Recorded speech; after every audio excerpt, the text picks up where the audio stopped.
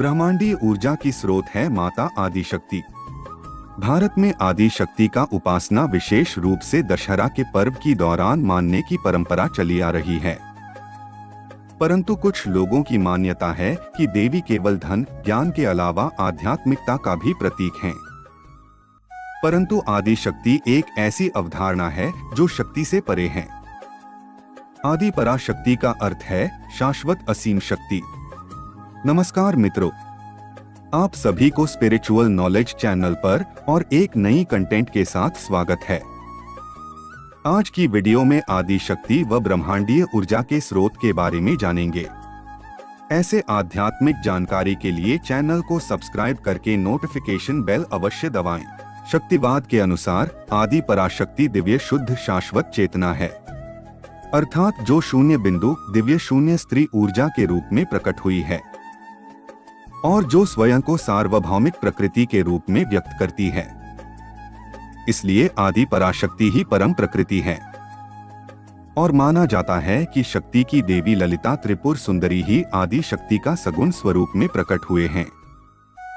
ललिता त्रिपुर सुंदरी देवी आदि शक्ति का सच्चा भौतिक रूप है, जिसमें 3 गुण सत्व रजस और तम विराजमान हैं। हालांकि आदि पराशक्ति को वास्तव में बिना किसी रूप वाली सर्वोच्च आत्मा माना जाता है। वह सबसे महान है और इसलिए अन्य सभी देवी देवताओं का स्रोत हैं। वह सर्वोच्च हैं और शक्तिवाद के अनुसार उन्हें परम सत्य माना जाता है। अभी जानते हैं आदि शक्ति की उत्पत्ति के रहस्य के बारे में।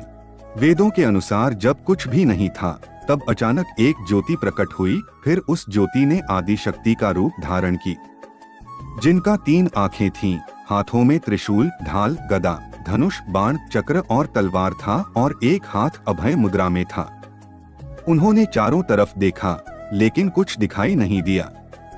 कुछ न दिखाई देने पर उन्होंने कूष्मांडा का रूप धारण कर लिया और अपनी आंखें बंद कर लिया। माता कूष्मांडा सिंहनी पर विराजमान थीं।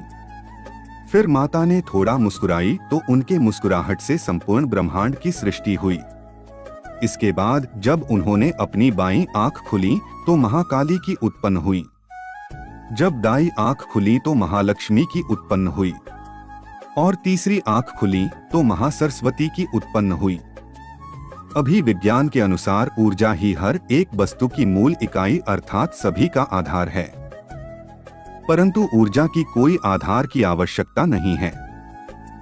इसीलिए जब ब्रह्मांड के विनाश होता है तो बाद में भी ऊर्जा मौजूद रहती है, जिसे विज्ञान ब्रह्मांड के विस्तार और निर्माण के लिए जिम्मेदार डार्क एनर्जी नाम दिया है।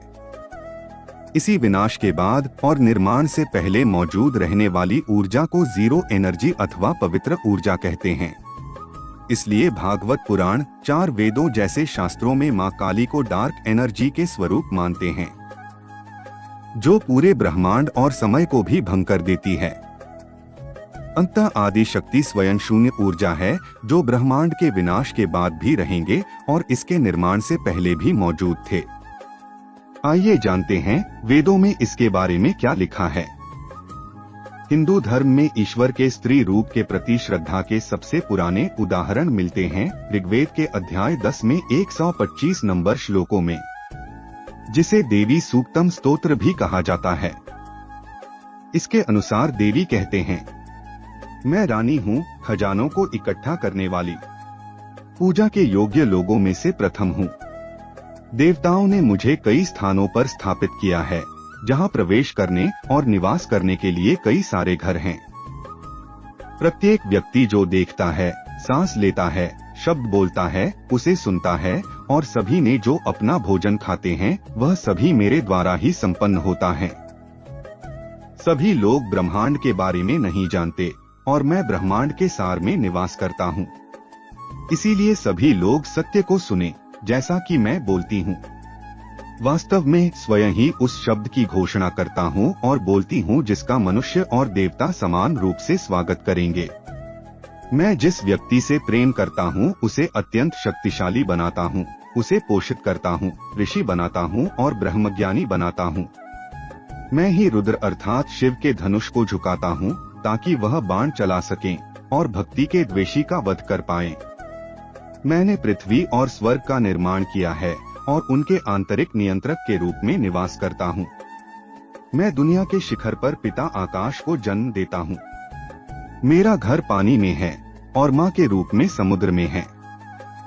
सभी मौजूदा प्राणियों में उनके आंतरिक सर्वोच्च स्वरूप में व्याप्त हूँ और उन्हें अपने शरीर से प्रकट करता हूँ। मैंने अपनी इच्छा से किसी उच्चतर सत्ता के बिना सभी दुनियाएं बनाई और उनमें व्याप्त हूँ और उनके भीतर निवास करता हूँ। शाश्वत और अनंत चेतना मैं हूँ। यह मेरी महानता है जो हर चीज में निवास करती है। मैं प्रकट देवत्व, अव्यक्त देवत्व और पारलौकिक देवत्व हूँ। मैं ब्रह्मा, विष्णु और शिव हूँ, साथ ही सरस्वती, लक्ष्मी और पार्वती भी हूँ। मैं सूर्य हूँ और मैं चंद्रमा भी हूँ, साथ में तारे भी हूँ। मैं सभी पशु और पक्षी हूँ और मैं बहिष्कृत भी हूँ और चोर भी हूँ। मैं भयानक कर्मों का नीच व्यक्ति हूँ और उत्तम कर्मों का महान व्यक्ति हूँ। मैं स्त्री हूँ, मैं शिव के रूप में पुरुष हूँ। भागवत पुराण में आदि शक्ति का महत्व को विस्तार से वर्णन किया है। जैसे आदि शक्ति रूपी माँ दुर्गा को सभी तांत्रिक निर्गुण और सगुण ब्रह्मा अर्थात शाश्वत निराकार आत्मा और शब्द ब्रह्मा अर्थात शाश्वत ध्वनि के रूप में पूजते हैं और माता ने सभी जीवों को अज्ञानता, बुराई और राक्षसी आत्माओं से मुक्ति दिलाती है। वहीं महाकाली, महालक्ष्मी, महासरस्वती हैं जो सभी कार्यों के पीछे मूल जीवन शक्ति हैं। देवता और मनुष्य चेतना, बुद्धि, नींद, भूख, प्यास, आश्रय, बल, धैर्य, समुदाय, शील, संतोष, सम्मान, चमक, धन, व्यवसाय, स्मृति, दया, माया, संतोष, भ्रम आदि सभी जीवित प्राणियों के रूप में उनकी पूजा करते हैं। वेदों के अनुसार उन्हें ही परमब्रह्म या शाश्वत आत्मा के रूप में पूजते हैं। आदिशक्ति स्वयं भगवान ब्रह्मा, विष्णु और शिव के पुरुष रूपों में उनकी सक्रिय शक्ति में प्रकट होती है। शास्त्रों के अनुसार वह वही कारण शक्ति है जो ब्रह्मांड को जन्म देती है। सृजन हमेशा पुरुष और प्रकृति अथवा शिव और शक्ति के मिलन से ही उत्पन्न होता है। क्रिया भी सकारात्मक और नकारात्मक शक्तियों से ही उत्पन्न होती है। रचनात्मक शक्ति के मूल में हम आदिशक्ति को सार्वभौमिक माँ दुर्गा की रूप में जानते हैं। हम सभी सुने हैं कि वैज्ञानिक इस बात पर सहमत हैं कि परमाणु अर्थात एटम हर वस्तु के अंतिम निर्माण खंड हैं। ये भी जानते हैं कि परमाणु को विभाजित करके उसकी असीम शक्ति का उपयोग कैसे किया जाए, जो कुछ ही क्षणों में पूरी दुनिया को तबाह कर सकते हैं। यदि यूरेनियम के एक परमाणु के अंदर इतनी विशाल शक्ति मौजूद रह सकते हैं, तो सोचिए कि प्रकृति की सबसे उत्तम रचना मनुष्य के भीतर कितना ऊर्जा का भंडार हो सकता है। और इस क्षमता को जानने के लिए हमें कभी भी अपनी गलतियों और कमजोरियों को हटाकर आगे बढ़ना होगा। और इसके लिए हमें पहले अपने शरीर और मन को शुद्ध करना होगा और फिर इस अव्यक्त शक्ति को सक्रिय करना होगा। स्वयं को अर्थात आदिशक्ति को जानने के लिए अपनी शक्ति को जानो, कुंडलिनी को जागृत करो, अपनी आत्मा के उद्धार हेतु उसी आदिशक्ति के ऊर्जा की याचना करो। जय मां दुर्गा। तो मित्रों, आज के लिए इतना ही। वीडियो अच्छे लगे तो लाइक, शेयर और चैनल को सब्सक्राइब करके सपोर्ट कीजिए। आपकी सपोर्ट हमें ऐसे वीडियो बनाने में मोटिवेट करते हैं। मिलते हैं अगले वीडियो के साथ। अच्छे रहिए, खुश रहिए। जय श्री कृष्ण।